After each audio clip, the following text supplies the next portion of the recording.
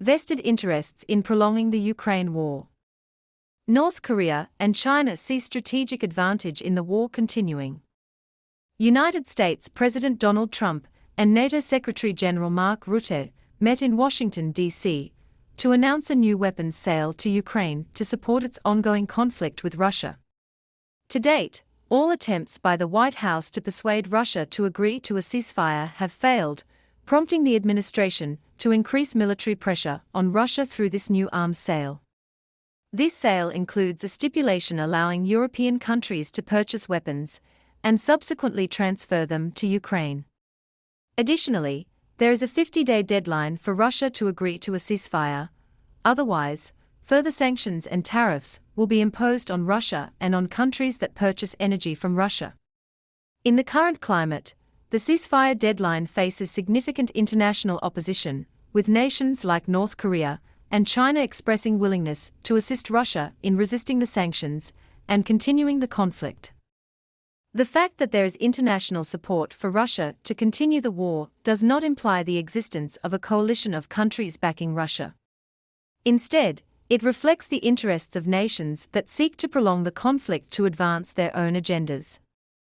This does not designate the military-industrial complex or a coalition of globalist-aligned countries as parties interested in resisting an end to the war, although they may have reasons to favor the continuation of the Ukraine war.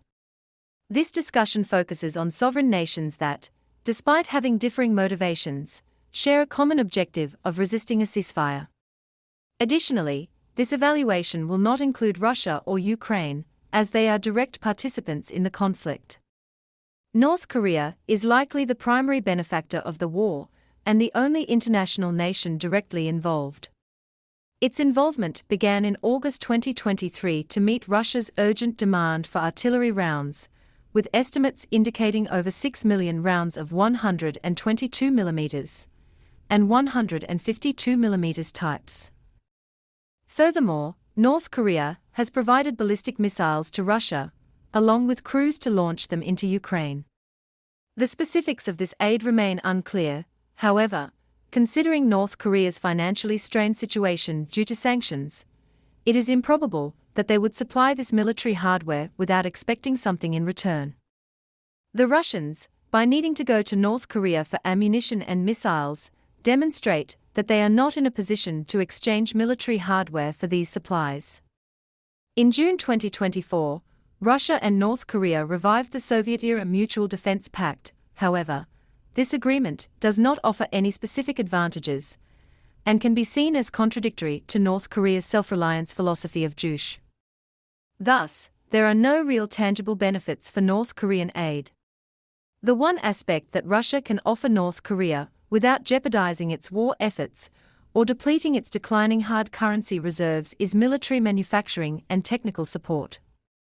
North Korea may utilize Russian technical assistance for its rocket program, aiming to launch spy satellites.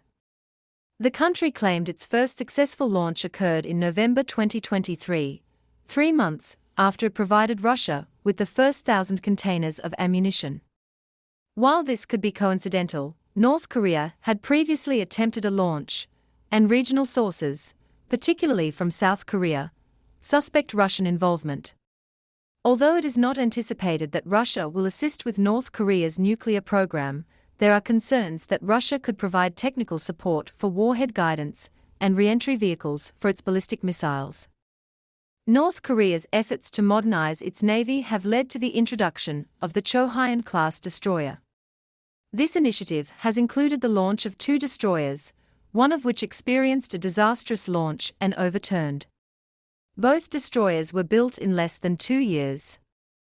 The design of these destroyers is based on the Russian Admiral Grigorovich-class frigate, suggesting that the Russians likely transferred the plans to North Korea. Given that North Korea has not previously constructed warships of this size, the Russians also provided manufacturing techniques. The ongoing support from the Hermit Kingdom to Russia is anticipated, as North Korea is expected to provide up to 40% of Russia's ammunition needs. Additionally, North Korea has dispatched army engineering support to the occupied regions of the Ukrainian Donbass, and has actively participated in combat to drive Ukrainian forces out of the Russian Kursk Oblast. Furthermore, it is supplying dedicated labor to assist with Russian manufacturing needs and has reportedly offered to send up to 30,000 additional army troops to Russia, including engineers and combat troops. It is uncertain whether North Korea will deploy combat troops to fight in Ukraine, as its initial involvement was limited to operations within Russia, specifically in Kursk, where it incurred 4,000 casualties out of 11,000 soldiers deployed. Engineers may be sent to Donbass, akin to previous North Korean deployments, but they did not participate in combat operations. These deployments, particularly in combat scenarios, are providing North Korea with experience in modern warfare and combined operations while training alongside the Russian army. In return, North Korea is reportedly receiving cash or energy assistance from Russia for these manpower contributions.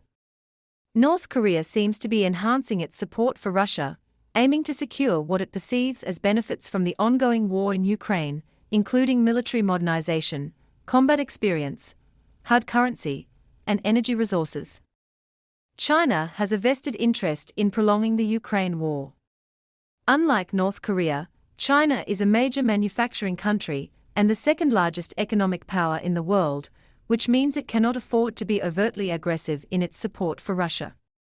Such actions would result in severe economic consequences for trade-dependent China and would likely cause economic pain globally. However, the ongoing war in Ukraine does provide certain advantages for China. The primary concern, which has persisted across multiple U.S. administrations, is that the ongoing Russian threat in Europe prevents the United States from redirecting its military focus away from Europe and toward China, an initiative referred to as the Asian Pivot. A Russia that continues its military aggression, bolsters its military presence, engages in hybrid warfare, and poses threats to NATO alliance countries contributes to an unstable environment that necessitates the U.S. maintaining a significant military presence in Europe. This situation arises partly because European nations, despite the looming Russian threats, have not sufficiently invested in their defense capabilities to establish a credible deterrent against Russia. This concern extends beyond the current Ukraine war to earlier events, such as the 2014 Russian annexation of Crimea and parts of the Donbass, as well as the 2008 invasion of Georgia. The U.S. first proposed the Asian Pivot in 2011, aiming to focus its military efforts on North Korea and, more importantly, China. Continuous threats from Russia and the lack of European standalone deterrence have consistently delayed this strategic shift for the U.S. This situation has benefited China, as it increases its threats in the South China Sea, particularly against Taiwan, Japan, and the Philippines. A stronger U.S. presence in the Western Pacific would hinder China's ability to coerce and threaten countries in the region. Additionally, rising tensions in Europe allow for greater expansion of Chinese influence. It is no secret that the U.S. is experiencing production backlogs in defense procurement, particularly in shipbuilding, as supply chains have not yet returned to the efficiency levels seen before COVID-19. Additionally, China has repeatedly restricted or cut off U.S. access to rare earth metals for over a decade, further impacting defense supply chains. The slowdown in defense production due to these supply issues, along with support for the Ukraine war, is of concern to China. The U.S. is sending missiles and air defense systems to support Ukraine, as well as providing assistance to Israel, Yemen against the Houthis, and Iran. While China does not supply arms to support Russia in its war, the U.S. does provide arms to Ukraine, leading to a reduction in U.S. stockpiles as China continues to build its own.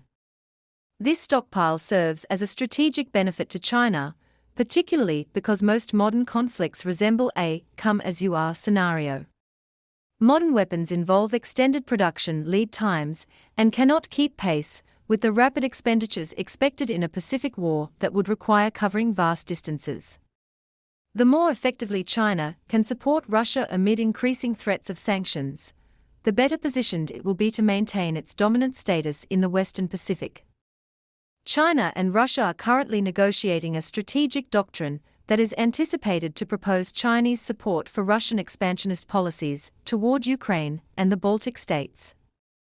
In return, China seeks energy resources and strategic depth, which involves operating or deploying resources in Siberia. Additionally, Russia is expected to pressure Japan to maintain neutrality in the event of a Chinese invasion of Taiwan.